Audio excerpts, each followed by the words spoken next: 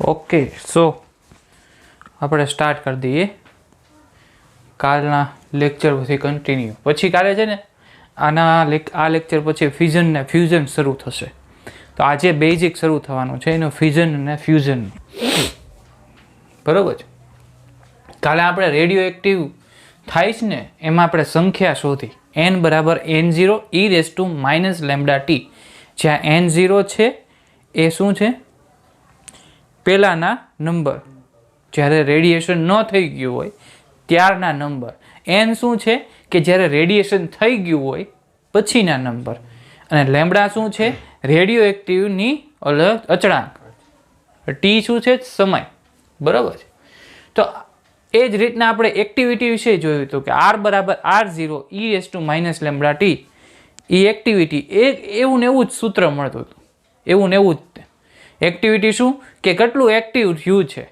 બરાબર છે આટલું રેડિયેશન થઈ ગયું પછી કેટલું એક્ટિવ છે પછી થોડાક સમય પછી કેટલું એક્ટિવ છે એ સમજવા માટે એક્ટિવિટીનું સૂત્ર આપણે શોધ્યું હતું તો એના ઉપરથી આપણે દાખલા શરૂ કરીએ છીએ અહીં આપેલ t બરાબર 0 સમયે a અને b ઘટકની રેડિયો એક્ટિવની એક્ટિવિટી સમાન છે એટલે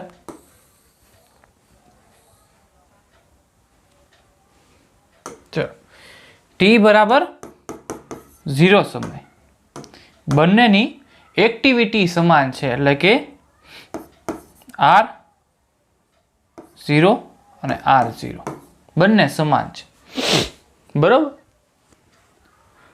a અને b ની એટલે કે ra બરાબર r0 અને rb બરાબર r0 હવે t સમય બાદ rb ને ra નું ગુણોત્તર e raise to minus 3t મળે છે rb અપોન ra બરાબર e raise to minus 3t બરાબર છે હવે જો rb ની વેલ્યુ શું થશે r0 e raise to minus lambda t ના છેદમાં r0 e raise to minus lambda t થશે આવું આમાં બંનેની લેમ્ડાની વેલ્યુ આ બી લીધું તો આ લેમ્ડા બી આ લેમ્ડા એ બરાબર e raise to minus 3t હવે જો આ r0 કટ થઈ શકે આ બંને r0 છે થઈ શકે તો આને હું ઉપર લઈ જાઉં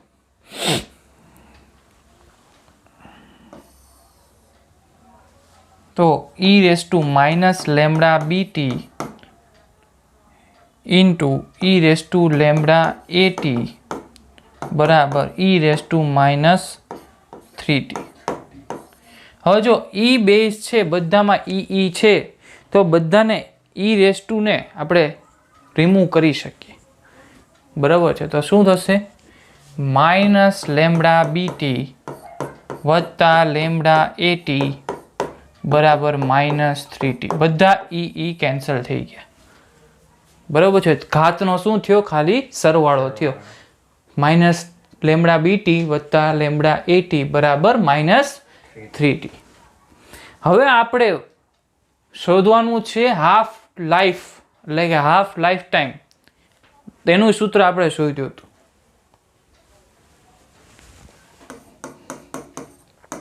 log natural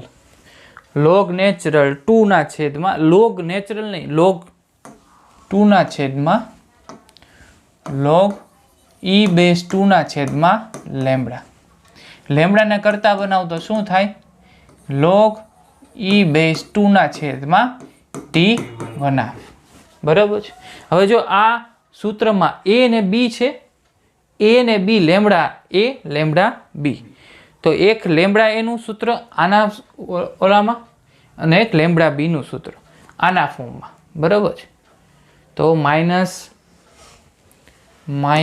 log e base 2 t બનાવ વત્તા લોગ e બેઝ 2 t બનાવ થશે આ કેનો છે આ બી નો છે આ એ નો છે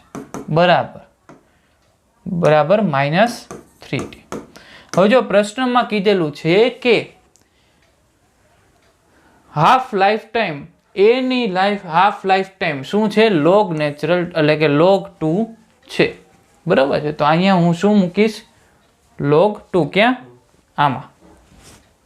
તો આ log 2 કેન્સલ થઈ જશે. તો માઇનસ log e બેઝ 2 ના છેદમાં t1/b વત્તા 1 બરાબર -3t. બરાબર છે. હવે t બરાબર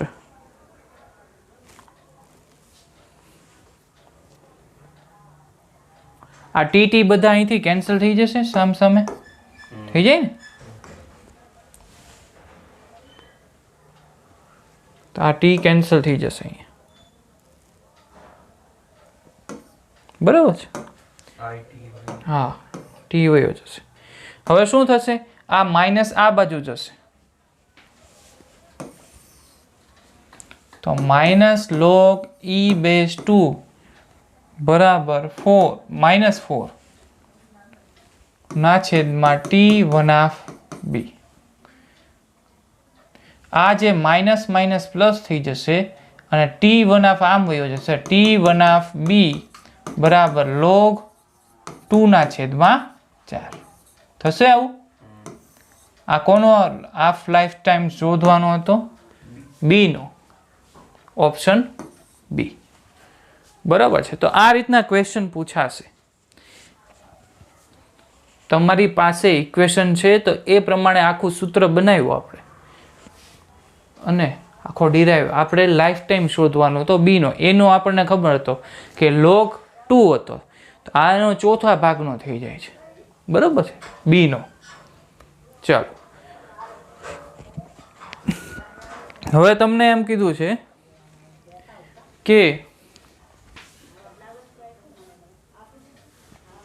કે એક હાફ લાઈફ પછી પરમાણુની સંખ્યા જો n ની વેલ્યુ છે ને એ ઘટતી જશે. કઈ રીતના ઘટશે ને એના વિશે વાત કરી. n0 ની વેલ્યુ, મેઇન વેલ્યુ છે ને, પેલા જેટલા નંબર હોય, હાફ લાઈફ એટલે કે અડધો થશે. ખ્યાલ છે ને? અડધી સંખ્યા થઈ જાય. હાફ ટાઈમે છે ને, અડધો ટાઈમે તમને હાફ લાઈફ ટાઈમ છે, હાફ ટાઈમે એ સંખ્યા અડધી થઈ જાય. પછી બીજી હાફે શું થશે? પાછી અડધી થશે. તો 2/2 થાય. પછી ત્રીજી હાફે 2/3 થાય. અને 10મી હાફે એટલે કે ધીરે ધીરે છે ને સંખ્યામાં શું થશે? ઘટાડો જોવા મળશે. ઘટાડો જોવા મળશે. બરોબર છે.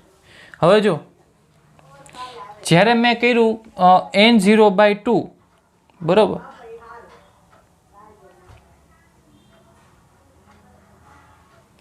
પેલા 2 સેકન્ડ આખી આ રીતના ઘટાડો જોવા મળશે. પેલી હાફ TA, બીજી હાફ 2TA, ત્રીજી હાફ 3TA અને ચોથી હાફ 0. 0 તો નહીં થાય, અહીંયા સુધી પહોંચશે. બરોબર છે. તો આવું થશે. જો પેલી સેકન્ડે પેલી એક હાફે કેટલા થઈ છે? n0/2. બીજી TA શું થઈ છે? n0/4. ત્રીજી TA શું થાય છે? n0/8. આ રીતના આગળ વધતો રહેશે.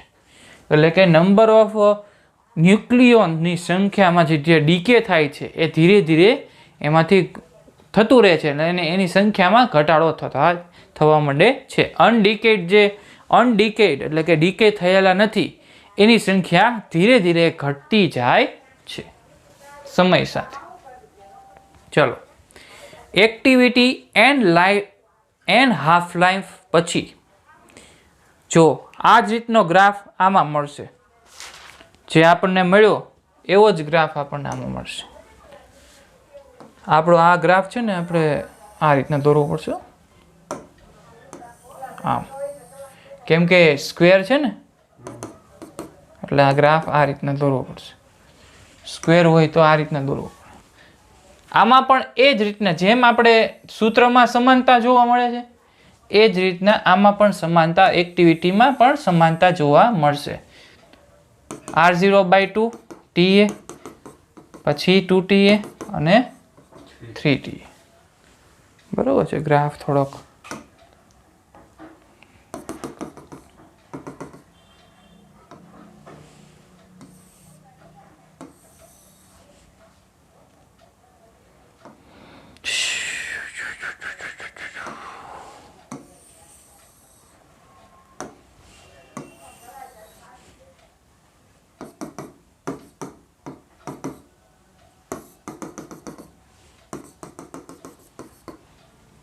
સમજાણું. ત્રીજી ટી એ 8મો ભાગનું થઈ જશે. ધીરે ધીરે જેમ જેમ સમય જતો જશે એમ ન્યુક્લિયોનની જે સંખ્યા છે એમાં અનડિકેટની સંખ્યા ઘટતી જશે. બરાબર છે. ચાલો આગળ વધીએ. કોઈ મટીરિયલ છે, આ જે મેં સમજાયું એના ઉપરથી જ દાખલો છે. કોઈ મટીરિયલની એક્ટિવિટી 24 કલાકમાં 1/16 જેટલી ઘટી જાય છે તો હાફ લાઈફ શોધો. હવે જો R બરાબર શું છે? R0 e -λt. બરાબર. આ જે છે એ ઘટી જાય છે R0/16. આ મેઇન ભાગમાંથી આ જેમ આ પછીનું હોય, પછીનું 16મા ભાગનું થઈ જાય છે પહેલા કરતા. બરાબર છે. બરાબર R0 e -λt. R0 cancel થઈ જશે. બરાબર છે. થશે ને આવું?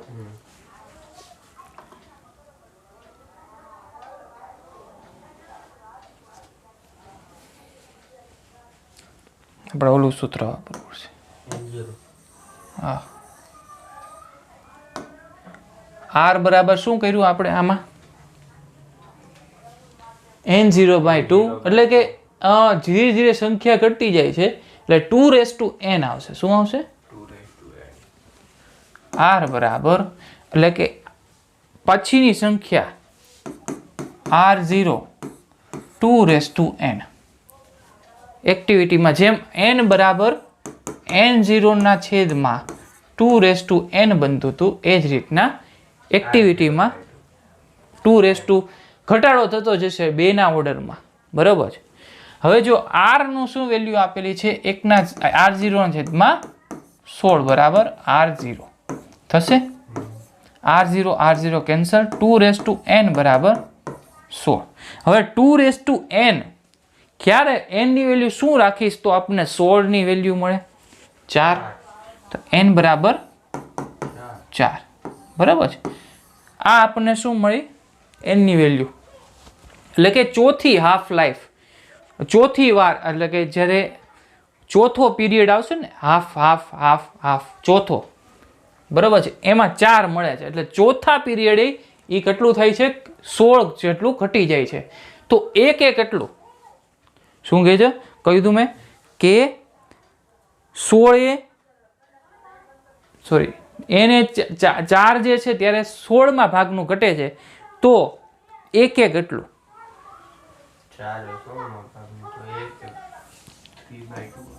4 હાફ લાઈફ.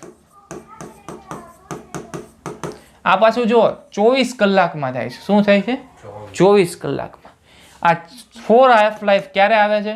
24 કલાકે. તો એક હાફ લાઈફ ક્યારે થશે? 4 હાફ લાઈફ 24 કલાક થવાથી 24 કલાક પછી હાફ લાઈફ ચોથી મળે છે. તો એક હાફ લાઈફ ક્યારે હશે? 6 કલાક. Very good. ઓપ્શન કયો છે? બી. બરોબર છે. તો આ રીતનો પ્રશ્ન હતો. ચલો, ન્યુક્લિયર કાઉન્ટર. હવે છે ને GM કાઉન્ટર અમારા BSc-માં આવતું, MSc-માં પણ આવતું. GM કાઉન્ટર, એના વડે ન્યુક્લિયરનું જે રેડિયેશન થતા હોય એનું કાઉન્ટ કરવાનું, કેટલા કણો નીકળે છે, રેડિયેશન થાય છે, એવું ન્યુક્લિયર કાઉન્ટર છે. એનો ઉપયોગ કરીને રેડિયો એક્ટિવ સોર્સમાંથી ઉત્પન્ન થયેલા કણને ગણવામાં આવે છે. કણને એટલે કે આલ્ફા, બીટા, ગામાને ગણવામાં આવે છે. એ ગણતરી આપી દે. ટી સમયે ટી બરાબર 0 સમયે છે. હા, ટી બરાબર 0 સમયે તે 1600 કાઉન્ટ થાય છે. ટી બરાબર 0 સમયે કેટલા? 1600 કાઉન્ટ થાય છે. પછી t બરાબર 8 એ n બરાબર 100 કાઉન્ટ થાય છે. બરાબર. તો એને પૂછ્યું છે કે t બરાબર 6 સેકન્ડે કેટલા કાઉન્ટ થશે. આપણે આના માટે જો આ છે ને આના માટે શું થશે n0 થશે કે નહીં n0. તો આપણે ઓલું સૂત્ર જ વાપરશું એક્ટિવિટી વાળું r બરાબર r0 ના છેદમાં 2n. r બરાબર r0 ના છેદમાં 2n. હવે જો આપણે અહીંયા જે સંખ્યા આપેલી છે ને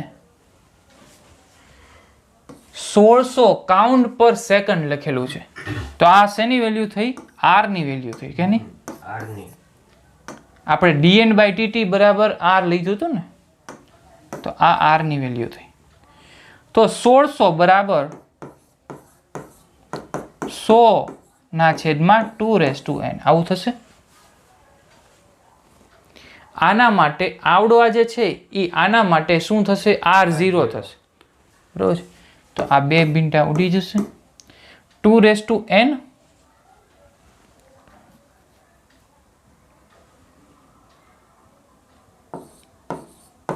એકના છેદમાં n બરાબર શું થશે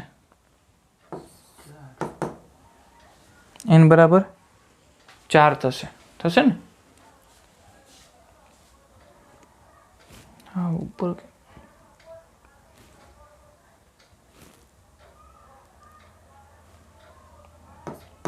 4 થશે. બરોબર. હવે આપણે શું કરવાનું છે આપણને n ની વેલ્યુ મળી ગઈ. ચોથો હાફ આવશે ત્યારે સંખ્યા કેટલી થાય છે કેટલી સેકન્ડે થાય છે 8 સેકન્ડે. ચોથો હાફ 8 સેકન્ડે થાય છે એટલે હું અહીં લખું ચોથો હાફ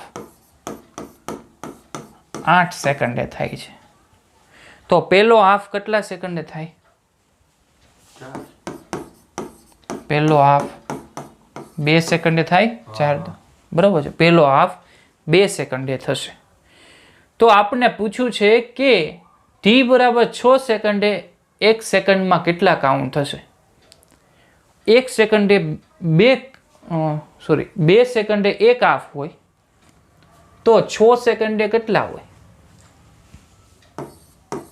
6 સેકન્ડે કેટલા હાફ હોય n ની વેલ્યુ મળી જશે. 8 સેકન્ડે 4 2 સેકન્ડે 1 3. Very good 3 half. આ આપણને n ની વેલ્યુ મળી ગઈ. શોધવાનું છે શું ખબર કે t બરાબર 6 સેકન્ડે કેટલા કાઉન્ટ થશે 1 સેકન્ડ પર. એટલે એ શું માગે છે r ની વેલ્યુ એક્ટિવિટી. બરાબર છે. તો r બરાબર r0 ના છેદમાં 2n. r0 એના માટે r0 શું થશે આ છેલ્લે છે ઈ ના 1600 જ થશે એનું. હા 1600 જ થશે ને કેમ કે મેઇન તો r0 મેઇન શરૂઆત અહીંથી થાય છે. આ જે 6 સેકન્ડ છે ને t છે એ વચ્ચે છે. શું છે વચ્ચે છે 8 સેકન્ડ પછી છે. તો એના માટે શું થશે r0 1600 2 શું થશે 8 ડાયરેક્ટ થઈ જાય ને હા તો મળી ગયું. હા કેટલા થશે 8. શું થશે 8 દુ 16 એટલે 200. r ની વેલ્યુ મળી 200 છે. ઓપ્શન બી ઓપ્શન સાચો છે. બરાબર છે. આપણે સમય શોધવાનો મેઇનલી આપણે જોયું આની પહેલાના દાખલામાં પણ એમ જ જોયું કે સમય મળી જાય ને સેકન્ડ એટલે t ની વેલ્યુ તેના ઉપરથી આપણને ખ્યાલ આવી જાય કે n ની વેલ્યુ શું છે. n ની વેલ્યુ મળી જાય તો એના ઉપરથી તમને એક્ટિવિટીની વેલ્યુ મળે r0 ના છેદમાં 2n. આપણે જે અત્યારે જે દાખલા ગણ્યા એ આગળના જે સૂત્ર ઉતાર્યા એના ઉપરથી નથી. આજે કર્યા એના ઉપરથી છે કે 2 ગણો ઘટાડો થતો જ જશે સમય સાથે. જેટલો એક હાફ થાય તો 2 ગણો, બીજો હાફ થાય તો 4 ગણો, ત્રીજો હાફ થાય 8 ગણો. બરાબર છે. તો એના ઉપરથી આપણે આ દાખલા ગણ્યા. ચલો હવે નવો ટોપિક સ્ટાર્ટ કરીએ. દળ અને ઉર્જા એમાં સમાનતા હોય છે. આ છે ને ફ્યુઝન અને ફ્યુઝન એની શરૂઆત છે. દળ અને ઉર્જા સમાનતા સૌપ્રથમ આલ્બર્ટ આઇન્સ્ટાઈને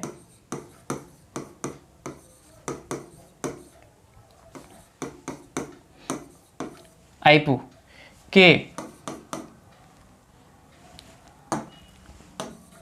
આઇન્સ્ટાઈને દળ અને ઉર્જાની સમાનતા વિશે વાત કરી. કોઈ પણ વસ્તુ હોય ને એનું દળ હોય ને તો એની ઉર્જા હોય. બરોબર છે. કોઈ પણ દળ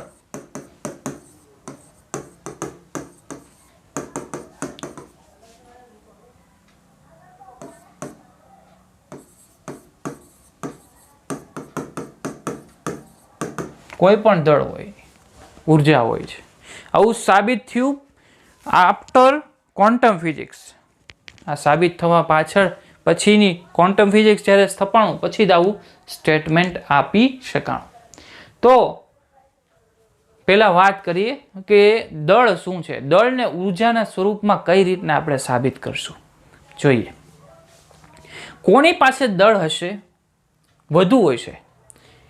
કોઈ સ્થિર દળ નો દડો એક સ્થિર છે અને આ ગતિમાં છે. જ્યારે દડો સ્થિર હશે અને ગતિમાં હશે, આમાં જે છે ને એની ઉર્જા, આનું દળ m હોય, આનું m પ્રાઇમ હોય, તો આનું દળ છે ને એવું જોવા મળ્યું કે આનું દળ છે ને એ વધારે મળ્યું. તો એના ઉપરથી E બરાબર આલ્બર્ટ આઇન્સ્ટાઈને સૂત્ર આપ્યું delta m into C square. તો m minus m prime into C square. આ તમને શું આપી દેશે? ઉર્જા આપશે. બરોબર છે. કેટલી ઉર્જા? સ્થિર હતો પછી ગતિ કર્યો તો એ દળમાં શું ફેરફાર આવ્યો? એ જે ફેરફાર છે એ જ એને શું પ્રદાન કરે છે? ઉર્જા પ્રદાન કરે છે. સ્થિર હતો અને ગતિમાં આવ્યો તો કેટલું દળ વધ્યું? એ જે દળ છે ને એ જ ઉર્જા છે. જે વધેલું દળ છે એ જ ઉર્જા છે. આ આલ્બર્ટ આઇન્સ્ટાઈને સાબિત કર્યો. બરોબર છે. તો એનો ઉપયોગ આખા ન્યુક્લિયર ફિઝિક્સમાં થાય છે. ચાલો, વસ્તુ છે ને દળ શું છે એના વિશે વાત કરીએ. કે વસ્તુ છે ને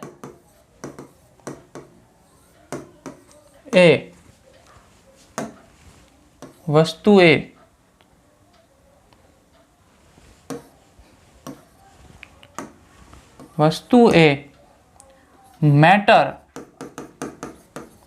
અણુઓ ની બનેલી છે. વસ્તુ શેની બનેલી છે? અણુઓની બનેલી છે. હવે હું વસ્તુને છે ને અંદર ધીરે ધીરે આપણે સાયન્સ સિટીમાં જશો ને તો તમને ધીરે ધીરે છે ને આખી એક મૂવી છે પેલા ગેલેક્સીમાં લઈ જાય, બધી ગેલેક્સીમાં ઝૂમ ઝૂમ ઝૂમ ઝૂમ કરતા લઈ જાય. આપણને બાજુમાં એવું લાગે બધા. તો એવું આપણે આમાં જ કરશું. આપણે અંદર જશું કેના? અણુની અંદર. બરાબર છે. અણુની અંદર જશું. તો અણુમાં પહેલા આપણે ઓબ્જેક્ટ લઈએ. આ આપણો ઓબ્જેક્ટ એટલે કે વસ્તુ. વસ્તુની અંદર ગયા. વસ્તુની અંદર શું આવે? પહેલા અણુઓ આવે. આ એક અણુ, આ બે અણુ, 3 અણુ, 4 અણુ. બરોબર. આ અણુ આના ઉપર બળ લગાડે, આ અણુ આના ઉપર બળ લગાડે, આ અણુ આના ઉપર, આ અણુ આના ઉપર, આ અણુ આ રીતના બળ લગાડશે. આના કારણે છે ને સ્થિતિ ઉર્જા ઉત્પન્ન થાય. કઈ? સ્થિતિ ઉર્જા. સાથે સાથે સ્થિતિ ઉર્જા પ્લસ ગતિ ઉર્જા. એમાં હોય દોલનો થતા હોય એ બધું જોવા મળે. આપણે થર્મોડાયનેમિક્સ 11માં આવે છે એમાં આનું વિશે વાત છે. બરાબર છે. અંદર અણુઓની ગતિ ઉર્જા, સ્થિતિ ઉર્જા, આંતરિક ઉર્જા વિશે વાત છે. તે અંદર આંતરિક ઉર્જા હોય, સ્થિર હોય. તમને એમ લાગે આમાં કાંઈ ઉર્જા નથી, અંદર હોય. બરાબર છે. એની અંદર ઉર્જા હોય. કોઈ પણ માણસ છે, હું છું, બધામાં શું હોય? અંદર ઉર્જા છે. પછી અંદર ગયા એટમ આવ્યો. કોણ હશે અહીંયા? ઇલેક્ટ્રોન. અહીંયા પ્રોટોન, ન્યુટ્રોન હશે. તો આ એની સાથે ઇન્ટરેક્શન કરશે બંને એકબીજા ઉપર, અને આ પાછો ગતિ પણ કરતો હશે. તો આ શું થયો? ઇલેક્ટ્રોનની સ્થિતિ ઉર્જા પ્લસ ગતિ ઉર્જા. આગળ જઈએ. હવે શું આવશે? પ્રોટોન અને neutron. Proton, neutron, proton, neutron. આ એકબીજા ઉપર શું કરશે? આકર્ષણ, અપાકર્ષણ બધું કરશે. બરોબર છે. આ આકર્ષણ અપાકર્ષણના કારણે એને શું મળશે? પ્રોટોન ન્યુટ્રોનની ગતિ ઉર્જા. આ શું કરશું આપણે? ન્યુક્લિયસની એટલે કે પરમાણુની ગતિ ઉર્જા. આ શેની હતી? અણુની ગતિ. આ પરમાણુની સ્થિતિ ઉર્જા વત્તા ગતિ ઉર્જા. શું? આ અણુ થયો. અણુ મોટો હોય. શું કે છે? ના ના, ઈ છે ને, ઈ સ્થિતિ ઉર્જા ઇલેક્ટ્રોનની. આ કોની? અણુઓની. અણુ વચ્ચે. આ પરમાણુની ગતિ અને સ્થિતિ ઉર્જા. બરોબર છે. જગ્યા નહીં રહે ને, વાંધો નહીં, રહી જશે. ચલો, હવે એક છેલ્લું બાકી રહ્યું. હજી ધીરે ધીરે ગયા ને તો અંદર શું આવે ખબર? પ્રોટોન અને ન્યુટ્રોનને તોડીએ એટલે ક્વાર્ક્સ મળે. શું મળે? Quarks. Up up down. Up up ડાઉનથી પ્રોટોન બને, ડાઉન ડાઉન અપથી ન્યુટ્રોન બને. એ આગળ ભણશું આપણે, આગળ આવે જ છે. તો આ શું મળ્યો? અપ અપ ડાઉન જેવો ક્વાર્ક્સ મળ્યો. ક્વાર્ક્સ. ક્વાર્ક્સ એ તે એકબીજા ઉપર શું લગાડે? આકર્ષણ અપાકર્ષણ. એના કારણે ગતિ ઉર્જા અને પ્લસ સ્થિતિ ઉર્જા મળી. બરાબર છે. આના કારણે જે ટોટલ ઉર્જા મળે,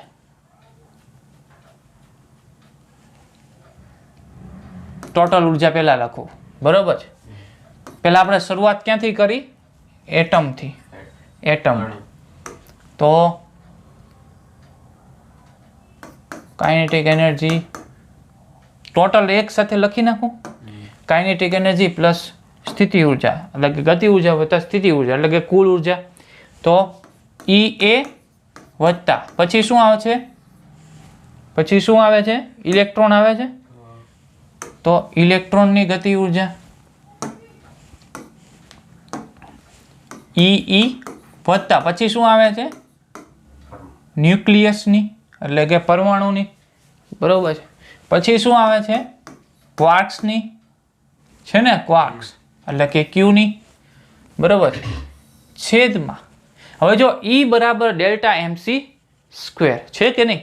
હવે જો ડેલ્ટા M ને હું કરતા બનાવું તો શું થાય? E by C square. અહીંયા શું આવી જાય? Delta M. હવે જોવા એ મળ્યું કે આ ડેલ્ટા M છે ને એ ઓછું મળ્યું. કેટલું ખબર? 99%. 99% મળ્યું. 1% ક્યાં ગયું? 1% ક્યાં ગયો? એ આપણે ફાઇન કરવાનું છે. 99% જ મળી ઉર્જા. બરોબર છે. દળ તો એક લાક્ષણિકતા છે જે બધી ઉર્જા દર્શાવે છે. અલગ અલગ બધા દળ છે ને એ તમને ઉર્જા આપે છે. ઇલેક્ટ્રોન, પ્રોટોન, ન્યુટ્રોન એ બધાનું દળ અલગ અલગ હોય, એનો ટોટલ એ તમને સાથે સાથે ઉર્જા આપી દે એની. જે દળ ડિસેપરેટ થાય તો સમજવું ઉર્જા મુક્ત થઈ છે. એટલે કે શું કહે છે, જો હું ડેલ્ટા એમ ની વેલ્યુ કાંક શોધવા ગયો, આપણે અહીંયા શોધીને કે આ ગતિમાં હતો, આમાં દળ વધી ગયું આના કરતા, તો કાંક વધારો એટલે કે કાંક તફાવત આવ્યો, તો શું જોવા મળે અહીંયા, કાંક તફાવત જોવા મળે તો શું જોવા મળે, ઉર્જા મુક્ત થઈ, બરાબર છે, મુક્ત થાય છે. એટલે કે એનર્જી ઇઝ રિલીઝ, E બરાબર mc², એમની જે વેલ્યુ છે એના ઉપર આધારિત છે. ચલો હવે આપણે વાત કરીએ માસ ડિફેક્ટ એટલે કે દળમાં આવતી ખામીઓ અને બંધન ઉર્જા વિશે. દળમાં આવતી ખામીઓ અને બંધન ઉર્જા, આ આપણું એક વસ્તુ છે. આ વસ્તુ એટલે કે આ અલગ અલગ ન્યુક્લિયોન્સ છે. શું છે? ન્યુક્લિયોન્સ. આ શું છે? ન્યુક્લિયસ છે. ન્યુક્લિયોન્સ છે ને એટલે કે પ્રોટોન ન્યુટ્રોન બધા અલગ અલગ છૂટા છવાયેલા છે. ન્યુક્લિયસ એટલે બધા ભેગા થઈ ગયા. હવે જ્યારે બધા અલગ અલગ હતા ને ત્યારે એની ઉર્જા છે ને વધારે હતી. પેલા આપણે વાત કરીએ એનું શું હતું, દળ વધારે હતું. પછી બંનેને ભેગા કરવામાં આવ્યો ને તેનું દળ છે ને એ ઓછું થઈ ગયું. m is greater than m prime, આવું જોવા મળે. દળ છે ને એ ઓછું થઈ ગયું. શું કામ ખબર? આ એકબીજા ઉપર બળ લગાડે છે. કઈ? સ્થિતિ ઉર્જા. સ્થિતિ ઉર્જા. તો આની ઉર્જા હતી E અને આની ઉર્જા થઈ ગઈ E માઇનસ U. ટોટલ ઉર્જા અહીંયા હતી, બધી હતી, પરંતુ આની સ્થિતિ ઉર્જા એકબીજા ઉપર લગાડે નેગેટિવ હોય, બરાબર છે. સ્થિતિ ઉર્જાનું ઋણ હોય, તો એ ઋણ હોય તો આ કુલ ઉર્જાને માંથી બાદ થઈ જાય, તો એના કારણે કુલ ઉર્જા ઘટી જાય. ઉર્જાના ઘટાડાના કારણે એનું દળ છે ને એ ઓછું મળ્યું. શું કામ? ઉર્જાનો ઘટાડો થાય તો શું થાય? E/c² થાય. જો આ ઘટે તો આ પણ ઘટે, બરાબર છે. આવું જોવા મળ્યું. તો આવાના કારણે આને શું કહેશું? Mass defect. m prime minus m, બરોબર છે, માસ ડિફેક્ટ. અહીંયા m બરાબર શું મળશે? E ના છેદમાં c². m પ્રાઇમ બરાબર, હા એમ જ છે, m પ્રાઇમ બરાબર E માઇનસ u ના છેદમાં c². m minus m prime થશે, જેનું આ એનો માઇનસ આ, તો શું થશે? E/c² minus E minus u ના છેદમાં c². આ આપણે શું આપી દે? માસ ડિફેક્ટ એટલે કે દળમાં આવતી ખામીઓ. ચાલો આના ઉપરથી છે ને બંધન ઉર્જા છે. શું છે? બંધન ઉર્જા. હજુ એક ઉદાહરણ લેવું પડશે.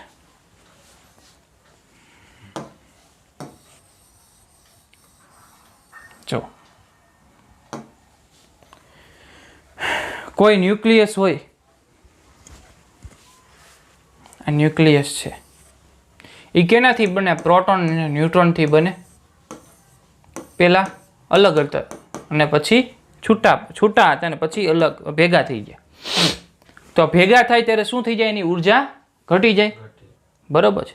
તો એને આપણે શબ્દોના રૂપમાં એટલે કે આના રૂપમાં ડિફેક્ટમાં શોધવું હોય તો Z, આ શું થયું એનું? પ્રોટોન, એનું દળ, બરોબર, વત્તા પ્રોટોન અને ન્યુટ્રોનને આપણે પહેલાં શું કરવાનું? ભેગા કરવાના. ન્યુટ્રોન કેમ મળે? A minus Z into mn મળે કે નહીં? આ શું છે? પ્રોટોનની સંખ્યા ગુણ્યા એનું દળ, ન્યુટ્રોનની સંખ્યા ગુણ્યા એનું દળ, વત્તા જ્યારે બધા ભેગા થઈ જાય તો શું થાય? Minus m of x. બે ભેગા થઈ ગયા આ રીતના આપણને મળે, બરાબર. આ આપણું માસ ડિફેક્ટ. હવે આપણે બંધન ઉર્જા વિશે વાત કરીએ. આ બધા છૂટા છવાયેલા છે, ભેગા થશે.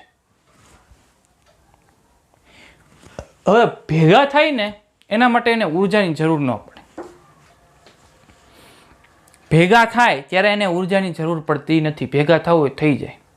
પરંતુ જ્યારે એને છૂટું પડવું હોય ત્યારે આપણને એને ઉર્જા આપવી પડે. કેટલી?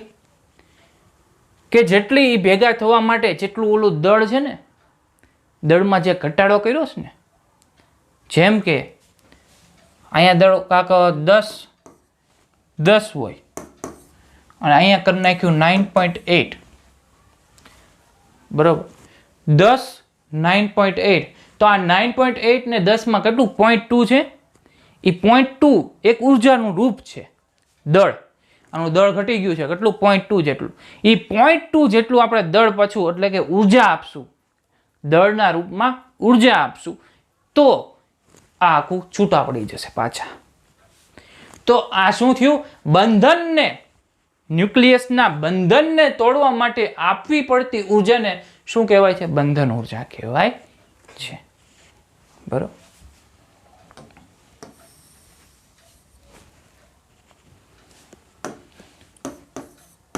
બંધન ઉર્જા બરાબર ડેલ્ટા mc². આ શું છે? માસ ડિફેક્ટ એટલે કે દળમાં થતો, એટલે કે દળમાં આવતી ખામી, એટલે કે ડેલ્ટા m એટલે કે માસ ડિફેક્ટ. એ જે છે 0.2 મેં કીધું ને, તો એ 0.2 આપીશ ઉર્જાના રૂપમાં, એ બંધન ઉર્જા થઈ જશે. એને ગુણ્યા શું કરવાનું? પ્રકાશના વેગનો વર્ગ કરી નાખવાનો, એટલે એ તમને ઉર્જા આપી દે. બરોબર? જેમ કે આપણે ઉપર વાત કરી હતી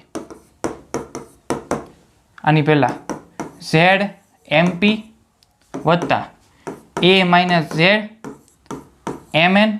આ શું થયું? પ્રોટોન અને ન્યુટ્રોન અલગ અલગ છે. માઇનસ r m રાખીએ, દળ જ શોધોનું, m કોનું? x, એટલે બે ભેગા થઈ ગયા. બરાબર છે? mx આ બંનેનો તફાવત ઇન્ટુ c². આ તમને શું આપી દે? ઉર્જા આપી દે, બંધન ઉર્જા. આટલી ઉર્જા હું આપીશ ને દળના રૂપમાં, જે દળમાં તફાવત જોવા મળે છે, એ દળના રૂપમાં જે તફાવત છે એના રૂપમાં જે ઉર્જા આપીશ, એટલે આ પાછા છૂટા પડી જશે. એને શું કહેવાય? Exothermic, endothermic. આને શું કહેવાય? એક્ઝોથર્મિક. બરોબર છે? ચલો આગળ વધીએ. એક AMU માટે માસ ડિફેક્ટ સાથે કેટલી બંધન ઉર્જા હોય છે? એક AMU કીધો છે, તો બાઇન્ડિંગ એનર્જી બરાબર ડેલ્ટા mc². એક AMU જેટલી શું કહેવાય? માસ ડિફેક્ટ વાળી, એટલે કે ડેલ્ટા m ની વેલ્યુ આપી. માસ ડિફેક્ટ એટલે દળમાં ખામી, એ ડેલ્ટા m છે. શું આપેલું? 1 AMU. 1 AMU એટલે પ્રોટોનનું દળ શું છે? 1.6726 ઇન્ટુ 10⁻⁻ શું છે? 27 કિલોગ્રામ ગુણ્યા 3 × 10⁸ નો સ્ક્વેર. તો 1.6 ગુણ્યા 726 ઇન્ટુ 10⁻27 ઇન્ટુ 9 ઇન્ટુ 10⁻16. બરોબર છે? હવે જો આને છે ને મારે મેગા ઇલેક્ટ્રો વોલ્ટમાં ફેરવવું છે. કેટલામાં? મેગા. આ છે જૂલમાં. મારે એને ફેરવું છે મેગા ઇલેક્ટ્રો વોલ્ટમાં. તો હું શું કરીશ કે ઇલેક્ટ્રોન વોલ્ટમાં ફેરવું હોય તો 1.6 ઇન્ટુ 10⁻19 વડે ભાગવું પડે જૂલમાંથી ઇલેક્ટ્રો વોલ્ટમાં જવું હોય, અને મેગામાં ફેરવું હોય તો 10⁶ વડે ભાગવું પડે. મેગા એટલે 10⁶. આ બંને વડે ભાગીશ એટલે શું મળશે? 931.5 મેગા ઇલેક્ટ્રો વોલ્ટ. આ છે 1 AMU ની બંધન ઉર્જા 931.5. હવે આ શોર્ટકટ ટ્રીક છે, એટલે કે ડેલ્ટા m ની વેલ્યુ 1 AMU આપેલી હોય, ડિફેક્ટ કીધેલું હોય એટલે ડિફેક્ટ છે 2 AMU 3 AMU, એટલે કે માસ ઓફ ડિફેક્ટ.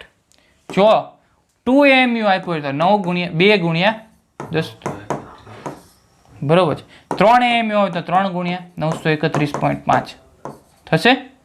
મેગા ઇલેક્ટ્રોવોલ્ટમાં. n હોય તો n ગુણ્યા, એટલે કે કોઈ પણ સંખ્યા હોય તો 931.5 મેગા ઇલેક્ટ્રોવોલ્ટ કોઈ પણ હોઈ શકે. તો આ રીતના આપણને બાઇન્ડિંગ એનર્જી આપે. કોઈ માસ ડિફેક્ટ ઉપરથી છે ને, એટલે એમાં જે દળમાં આવતી ખામીઓ છે ને ડેલ્ટા એમ, એના રૂપમાં તમે ઉર્જા આપશો એટલે એ પોતાના બંધો તોડીને છૂટા પડી જશે. બરોબર, ચલો આગળ વધીએ.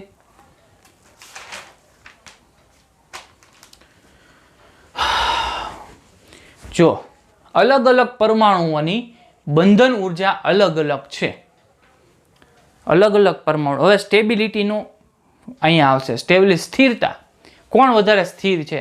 મેં આના પહેલાના લેક્ચરમાં કીધેલું હતું કે લોખંડ એ સૌથી સ્થિર છે. બરોબર છે, એ આજે સાબિત કરીશ કઈ રીતના છે. ચલો, H2 ની બંધન ઉર્જા એટલે કે આ છે ને ડ્યુટેરોન છે, ડ્યુટેરોન આઇસોટોપ હાઇડ્રોજનનો. બરોબર, H2 ની બંધન ઉર્જા 1.1 મેગા ઇલેક્ટ્રોવોલ્ટ, એટલે કે આ જે છે ને એના રૂપમાં શું છે 1.1 મેગા ઇલેક્ટ્રોવોલ્ટ. બહુ જ ઓછી, એટલે એ અસ્થિર છે. શું કહેવાય? અસ્થિર. પછી છે યુરેનિયમ 238, એ છે ને કેટલી છે 1800 મેગા ઇલેક્ટ્રોવોલ્ટ ની બંધન ઉર્જા છે. દળ ક્રમાંક વધે તેમ બંધન ઉર્જા વધે છે. પરંતુ શું યુરેનિયમ બંધન ઉર્જા એની વધારે છે તો એ સ્થિર છે? નથી. એનામાંથી કેટલા બધા રેડિયેશન થાય છે. તેનું કારણ શું? આજે આપણો લેક્ચર પૂરો થશે ને ત્યાં સુધીમાં સમજાઈ જશે. ચાલો, Fe56 ની બંધન ઉર્જા 492 છે, કે જે યુરેનિયમ 238 થી બહુ જ ઓછો છે. બરોબર, તો પણ એ છે ને એને કરતા વધારે સ્થિર છે. આયન કરતા, આયન છે ને આના કરતા બહુ જ સ્થિર છે યુરેનિયમ કરતા. પરંતુ એની પાસે 492 જ છે મેગા ઇલેક્ટ્રોવોલ્ટ. બરોબર, 492 જ છે. જો શું કારણ છે એ કહું. આ આયન છે, આયના બધા proton neutron proton neutron proton neutron proton neutron હશે. કેટલા હશે પ્રોટોન ન્યુટ્રોન? 56. બરાબર છે, 56 જેટલું વેલ્યુ મળશે. તો એ 56 ન્યુક્લિયોન્સને કેટલા 56 ન્યુક્લિયોન્સને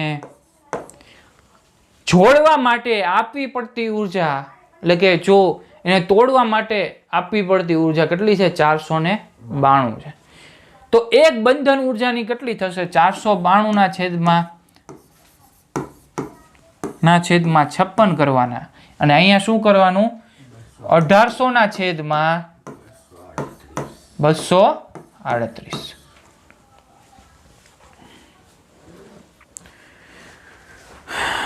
આવશે તમને જવાબ આવશે 8.8 મેગા ઇલેક્ટ્રોવોલ્ટ, અને અહીંયા આવશે 7.5 મેગા ઇલેક્ટ્રોવોલ્ટ.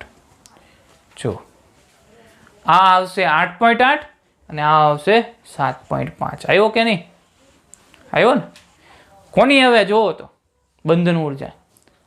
જેમ કે મારા ઘરમાં ઘણા બધા હોય અને મારી પાસે પૈસા ઓછા હોય, તો એને હેન્ડલ કરવા એટલે કે પૈસા ઓછા પડે મારામાં, હું એકલો હોઉં અને ફીસ મારી પાસે સેલેરી આવતી થોડીક 1 લાખ, બરાબર છે, મારી સેલેરી છે 1 લાખ અને મારે ઘરમાં 10 જણા છે તો મારે ઓછા પૈસા પડે, 10,000 લેખે થાય.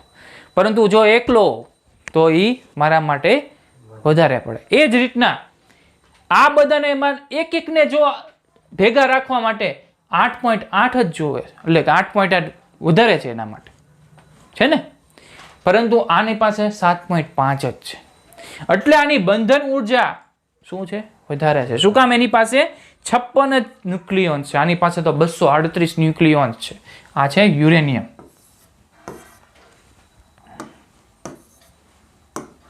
યુરેનિયમ બરાબર છે, લખવામાં આવે ને ત્યારે યાદ. ચાલો હવે આનો ગ્રાફ દોરીએ. દળ ક્રમાંક છેદમાં એટલે કે સોરી બંધન ઉર્જાના છેદમાં ન્યુક્લિયોન્સ એટલે કે એક ન્યુક્લિયન્સને જોડી રાખવા માટે કેટલી ઉર્જા રાખવી પડે? જો એકને રાખવા માટે 8.8 આપવી પડે. એ જ રીતે આને 7.5 આપવી પડે. એક ન્યુક્લિયોન્સ છે, બરોબર છે, એક. તો બંધન ઉર્જાના છેદમાં ન્યુક્લિયોન્સ વર્સિસ દળ ક્રમાંકનો આલેખ દોરીએ. જો ગ્રાફ આ રીતનો આવે છે.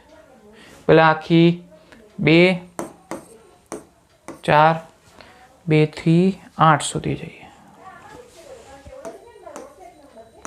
8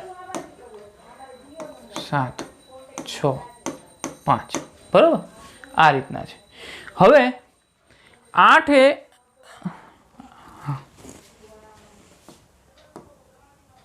ઓલું ક્યાં મળે છે? 7.5.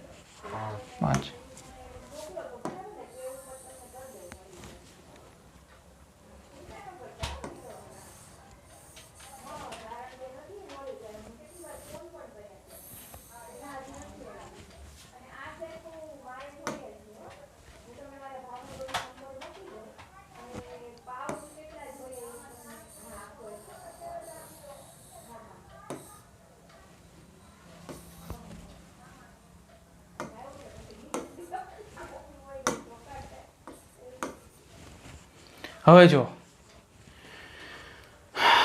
8.8 કોનું મળ્યું હતું?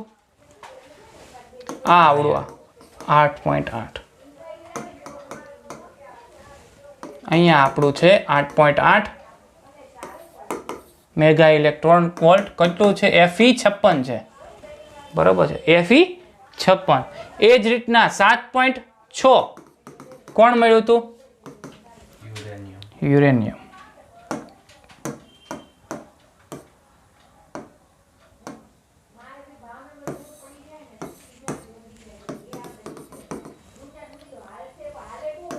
આ કોણ છે?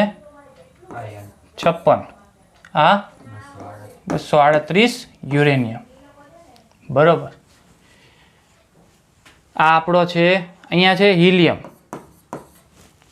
આ ગ્રાફ છે ને અહીંથી શરૂ થશે, એમાં દોરવામાં ભૂલ થઈ છે. આમ શરૂ થશે, તૂટેલો અહીંથી સ્ટાર્ટ થશે હિલિયમ, બરોબર. હિલિયમ પછી અહીંયા છે લિથિયમ, કાર્બન અને ઓક્સિજન. જો આ મેઇન વસ્તુ આ છે, મેઇન આયર્ન અને યુરેનિયમ. હવે જોવા એ મળ્યું કે 50 થી 80 આ શું છે? 50 અને 80. 50 થી 80 વચ્ચેના જે નંબરમાં જેટલા પણ ઝેડની વેલ્યુ 50 થી ઝેડ વચ્ચે જેટલી વેલ્યુ આવતી હોય, એટલે કે સોરી દળ ક્રમાંક આવતો હોય ઝેડની દળ ક્રમાંક આવતો એટલે કે એની વેલ્યુ જે આવતી હોય 50 થી 80 વચ્ચે, એ બધા શું છે? સ્ટેબલ છે. એનથી આ બાજુ અને આ બાજુ જેટલા પણ છે એ શું છે? અનસ્ટેબલ છે. તો આ બાજુ એટલે વેલ્યુ ઓછી થાય, એટલે કે 1 થી લઈને 50 અને અહીંયા 80 થી લઈને 238, એ બધા જ તે અનસ્ટેબલ છે. અને મોસ્ટ સ્ટેબલ શું છે? આયર્ન 56. કોણ છે? આયર્ન 56. કન્ક્લુઝન એ નીકળશે 50 થી 80 મોસ્ટ સ્ટેબલ, બરાબર છે. બીજું શરૂ છે ને, સોરી મોસ્ટ નહીં, ખાલી સ્ટેબલ. પછી Fe 56 શું છે? Most stable. પછી 50 થી ઓછા, સોરી પેલા આપણે 50 થી વધારે વાત એટલે કે 80 થી વધારે, એ ગ્રેટર ધેન 80 થી 238 સુધી કેવા આવશે? અનસ્ટેબલ. એ શું કરશે ખબર? ફ્યુઝન કરશે. શું કરશે? ફ્યુઝન. ગુજરાતીમાં પણ ફ્યુઝન જ લખવાનું. અને એ 50 થી ઓછા એ પણ અનસ્ટેબલ છે, અને એ શું કરશે? ફ્યુઝન. આ ફ્યુઝન અને ફ્યુઝન કરીને એ પોતાને શું કરવા માંગશે? સ્ટેબલ કરવા માગશે. 50થી ઓછા હોય એ આ બાજુ જાય, આ એરિયામાં એ આવવા માગે છે, એ સ્ટેબલ થવા માગે છે. એ ફ્યુઝન કરશે. કોણ કરશે? 80થી વધારે વાળો અને 50થી ઓછા વાળો ફ્યુઝન કરતો રહેશે અને એ પોતે સ્ટેબલ થવા માગશે.